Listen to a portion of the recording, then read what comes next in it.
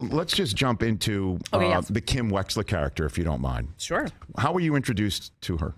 How did that get introduced to you? I actually came and read for it. Vince and Peter were already down in Albuquerque scouting. Mm-hmm. I knew Breaking Bad very well. And Sharon Bialy, Sherry Thomas, Russell Scott of Bialy Thomas Casting that I've been in for years and years and years and years. And I was doing sitcoms. When I was doing theater back East Coast, I did drama and comedy. But once I came out with a sitcom, that's kind of where you get put. Mm-hmm.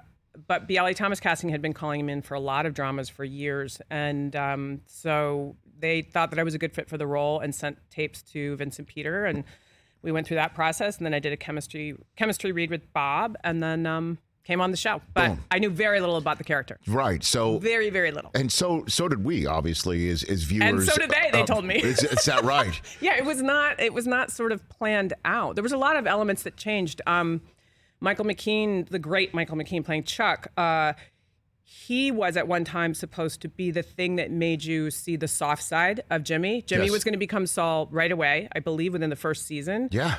And is that right? Chuck was going to be this sort of invalid that had to be taken care of. But Michael McKean played it with such gravitas and such so much complexity and subtext that they were like, oh, I think this is a formidable foe. And then Patrick Fabian playing Howard came in, and there was this complexity the way he was like, it's easy to project onto him that he's one simple thing, but he was playing it with more. Excuse me, I hit your mic. And then and then I was in these scenes where she says very little, but is constantly present and observing. Mm-hmm. And I thought, well, not speaking in a room can be a position of weakness or a position of power. And I find the latter more interesting. So we all were kind of coming at our characters that way, and things got jostled around, and suddenly Michael McKean's was the foe, and I was his heart, and Howard was the person that Jimmy was projecting everything onto, who doesn't deserve it. It was interesting. It is fascinating to me because obviously, as fans of Breaking Bad and Better Call Saul, the fan base ascribes to Vince Gilligan and Peter Gould the I guess the belief that they've got it all mapped out from beginning to the very end, and they fully admit. That is not the case. Not the case. It's and a journey I know for you've them had as Vince well. on here, and I don't know if you've had Peter, but it fascinates me. Even when I did the post shows, but the podcast that we would do, I just couldn't believe it. I kept like quizzing them. Like you had to know the stuffed. Yeah, I was like, you had to know the stuffed animal. Why the stuffed animal was floating in the pool. Yeah. I don't believe that wasn't like a deep plant. Right. Yeah. And they were like, well, no, we knew it fell out of the sky. We weren't sure why. And then we got around to Jessica's character dying.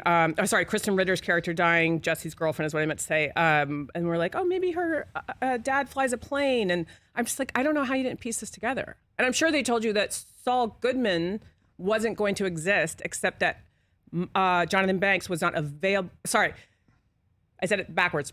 Bob was not available for Saul Goodman to clean up her body. And so the Mike Ehrmentraut character was created.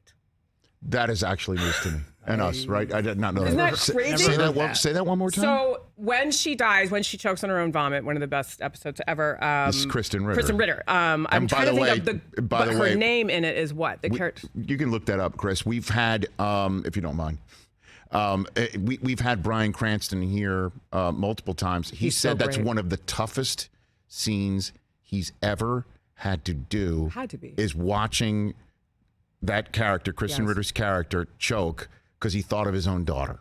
Horrible. Right? Horrible. And so that's so he said that about that scene. Yeah. He writes about it in his autobiography is great. Right. We have it actually. It's so hard copy right there. He talks about that scene and how originally he was supposed to actively strangle her, or I forget, like he was supposed to be more active instead of passively just not turning her body. Yeah. Oh, I think he was supposed to turn her on her back. And instead of just not helping, just watching it. And there's happen. something more insidious in that moment because of what Peter and Vince do so well, and all the writers on that show, where they make sure the lines that you're crossing are a little at a time, so that by the time somebody is in a horrible position, you're like, oh, I would never do that, but you might have done step one, you might have just cheated on your taxes, you might have not put a note on that person's car that you had, it's just like they make these steps. Obviously, passively letting somebody choke on their vomit is a big step. But yes.